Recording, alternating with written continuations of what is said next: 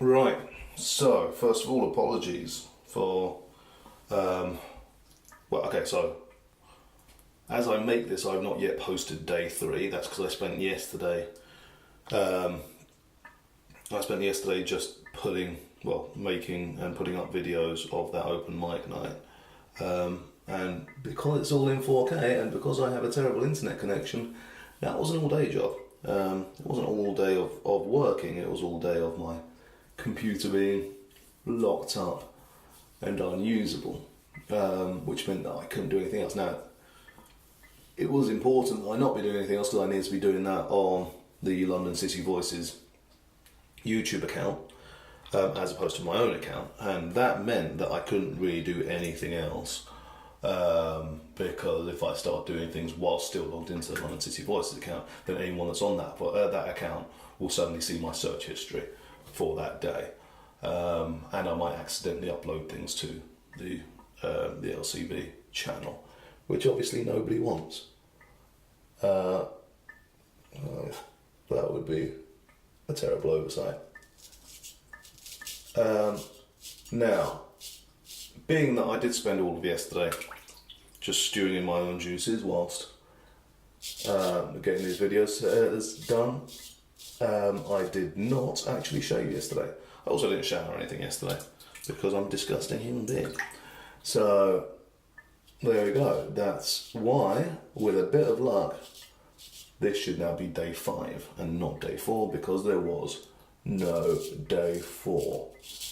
But anyway, so I mentioned on day 3 that I'd had a request. I've now had a couple of requests actually. I say a few. But this one, I think we should be able to fill up however long it takes me to shave with. So let's do that. And this one is analysing history's notable cricketing moustaches. Now, obviously I am well versed in cricketing history, but I thought I would make sure that I do a little bit of research, and by a little bit I mean the first website that I found, which was cricketcountry.com, which has a 2-part series on celebrating cricket's greatest moustaches. So that's what we're going to go through now.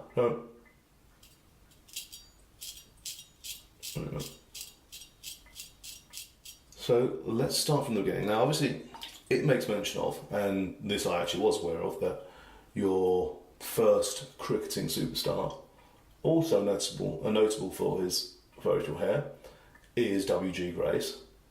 But of course, W.G. Grace is notable for his massive beard. So that doesn't really count as a moustache. Now, whether his brothers, E.M. and G.F. Grace, do count is a little bit trickier. Because by the looks of it, in that era, everybody was sporting their big old hand and one moustache going straight into mutton chops, but leaving a bare chin, which is a terrible look.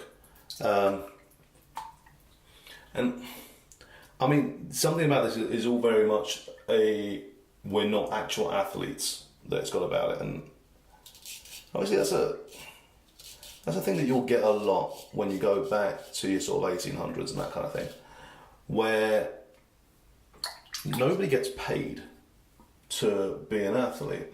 So you get people like W.G. Grace who were your first athletes, but nowadays you get paid by sponsorship and things like that. That's how it works, and you don't get the kind of insane prizes that you get now for being an athlete.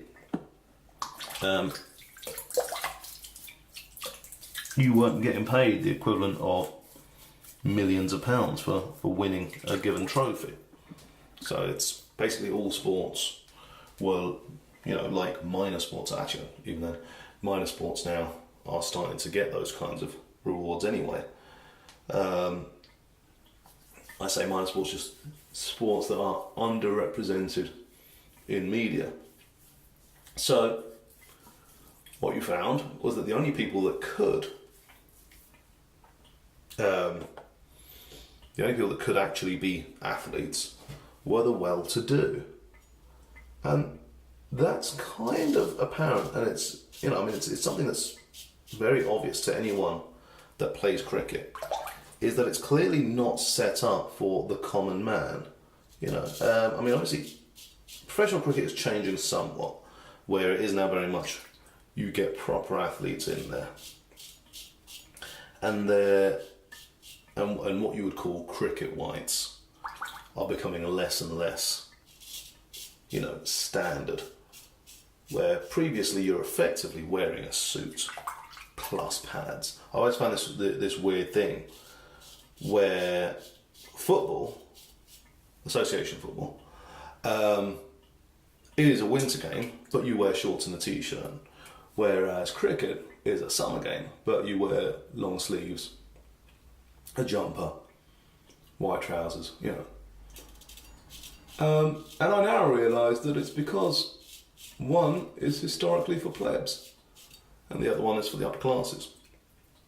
Probably also why rugby has collars on the shirts. Obviously nowadays it doesn't so much because you've got actual athletes doing it. For an example of something that doesn't have actual athletes doing it, look at baseball, where it's, tubby fellas running around. And that's even in the top flight teams. They are surprisingly tubby. And you've got to wonder how they're getting away with that, but they are. And it's an interesting thing that I'm reading this article, because that is the entirety of my research and knowledge, that they were saying that there was a time when being clean shaven was part of the cricketing uniform. And so we've established that, plebs do not play cricket, and one of the ways that you get around that is by making sure that the uniform involves your collared shirts and other things and looking good, basically, things that potentially poorer people can't do. I say that potentially that was the cheap way to dress at the time. Maybe it was a common man's game.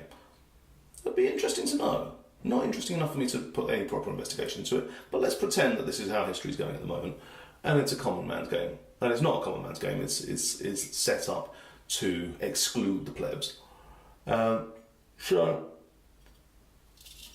I've got to assume that anything that involves families where everyone has two first initials, probably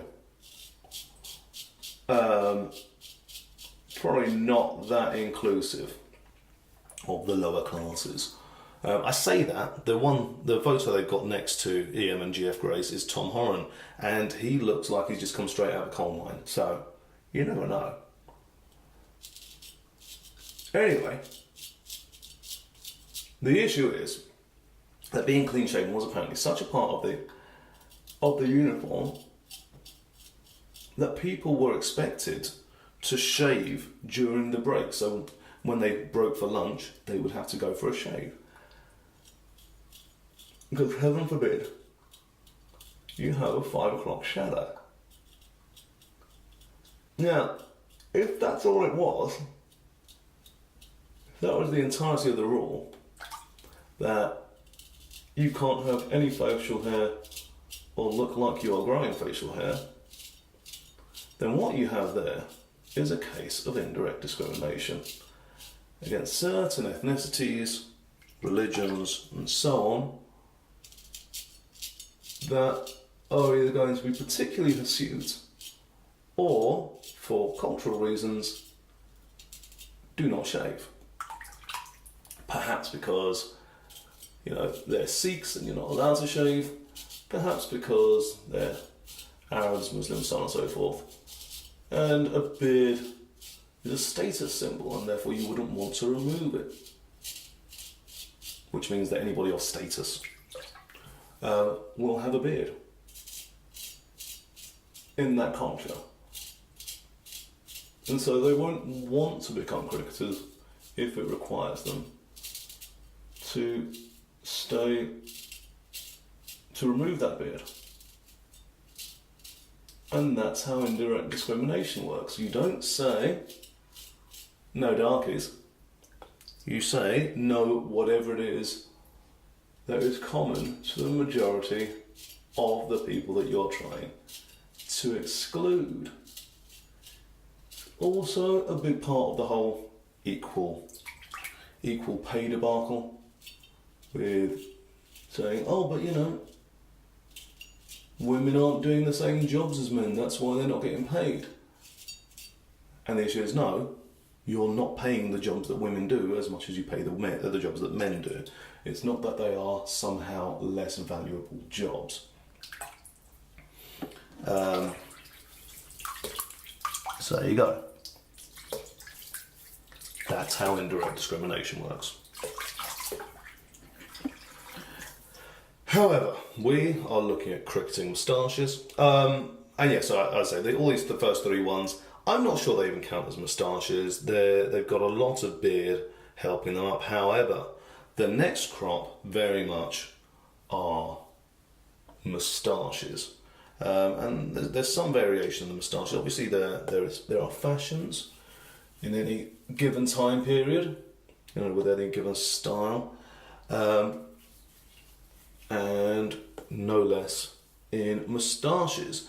And here we see Ivo Bly, who's got himself just a good old-fashioned, twiddly handlebar moustache. It's coming out from the sides, got a lot of good growth on it. This is a man that definitely has money. Now, we have, after that, Joe Darling, big, bushy moustache, and he's got rounded around the edges, which suggests that he's gone to the effort of, there's a possibility it grows naturally like that, I suppose, but it seems to me that he's gone to the effort of actually trimming around the edges of the beard to give it a shape, which, good on him. That is some legitimate effort he has gone to. And then it's just sort of rounded around the edges. Well, he's clearly not a fan of the straight lines.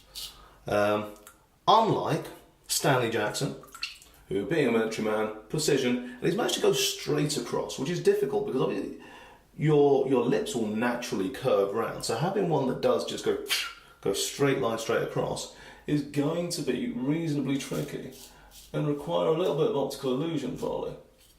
So there you go.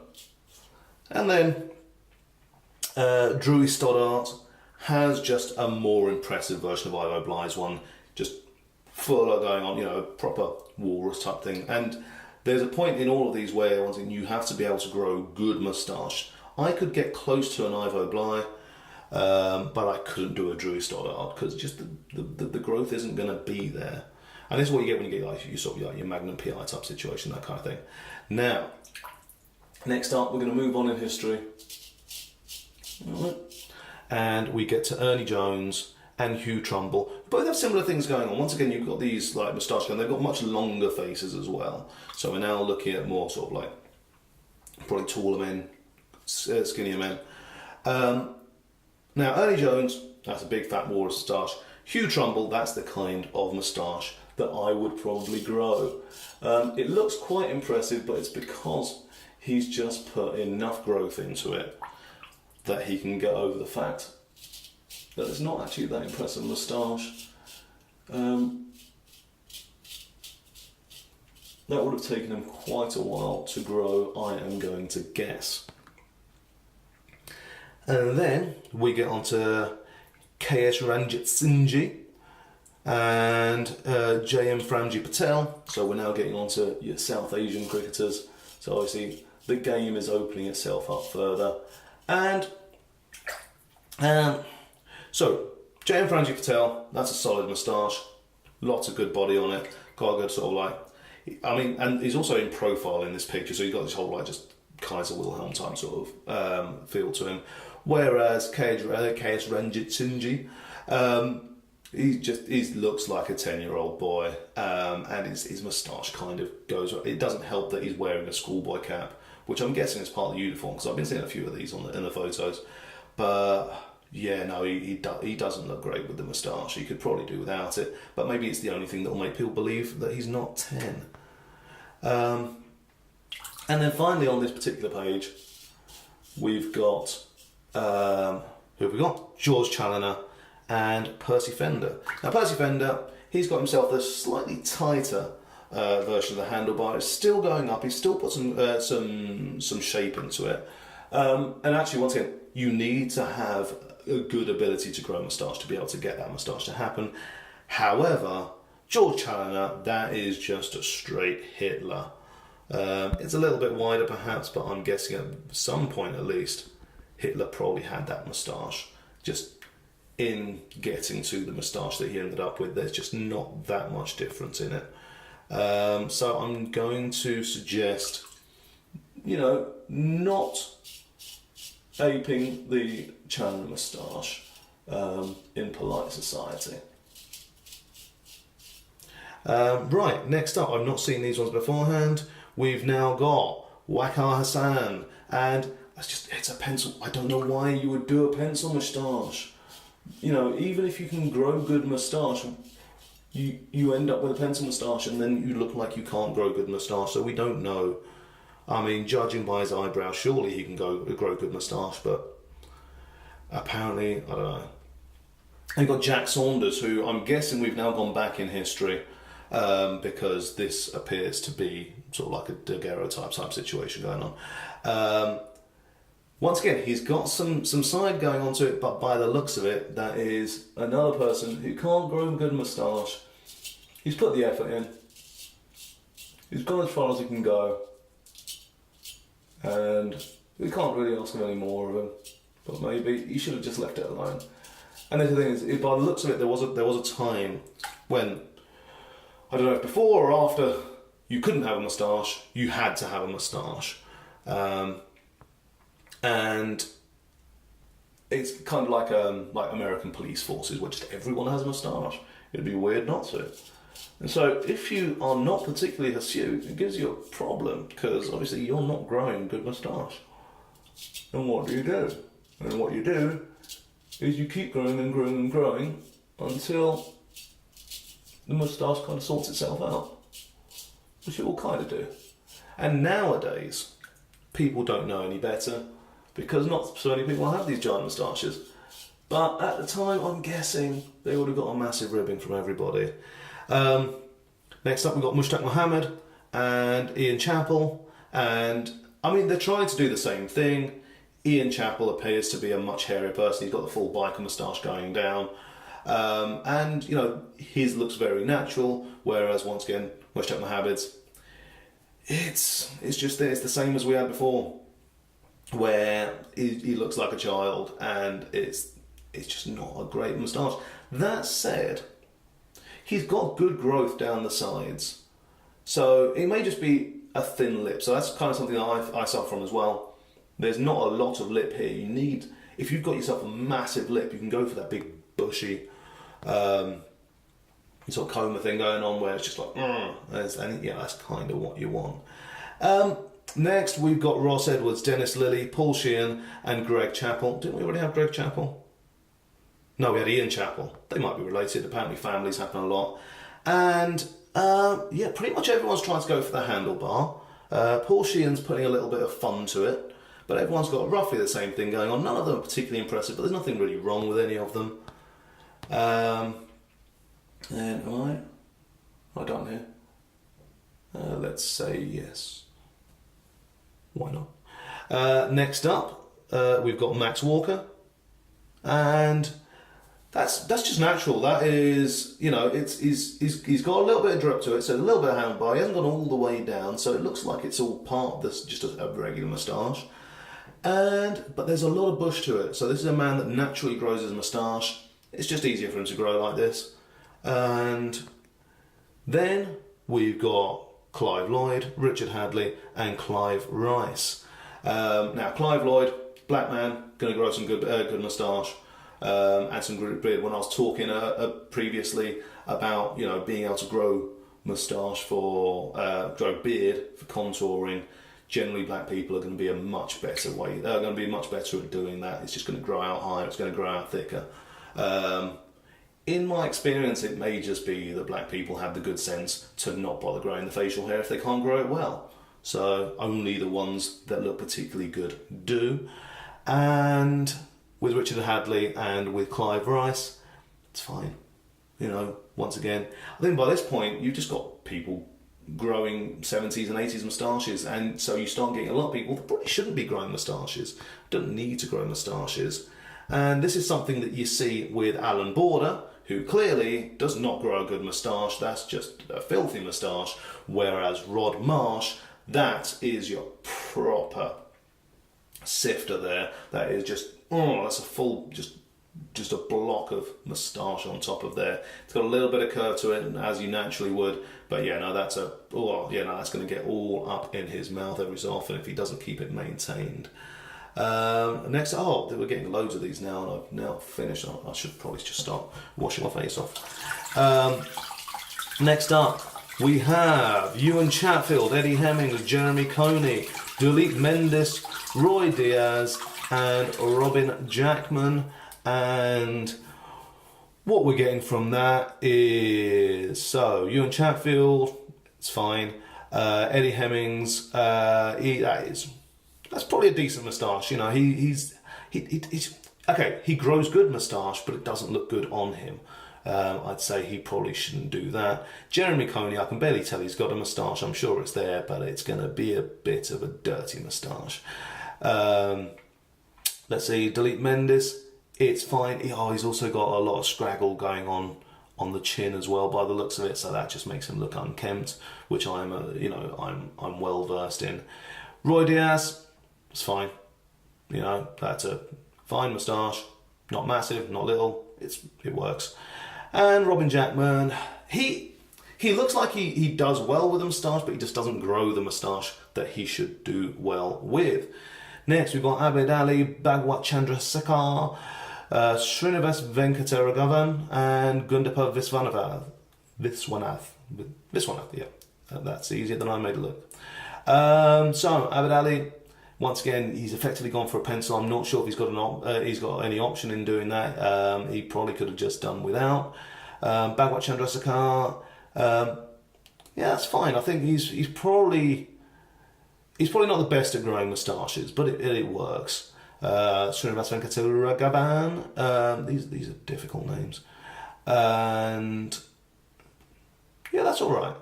He just looks a bit creepy in this particular photo. Now I can't tell if it's just how he's holding his head, but it looks like he's actually a bit skew-whiff on his moustache as well, which I'm, once again, well versed in. And Gundappa Viswanath has got, once again, you can barely tell that there's a moustache there with the shading on that's on that photo, but it looks fine. Nothing particularly to write home about. And let's see, we've now got Kapil Dev, Madan Lai, Yashpal Sharma, Roger Binney, Kirti Azad, Ravi Shastri, Ashok Malhotra, and Narendra Hirwani.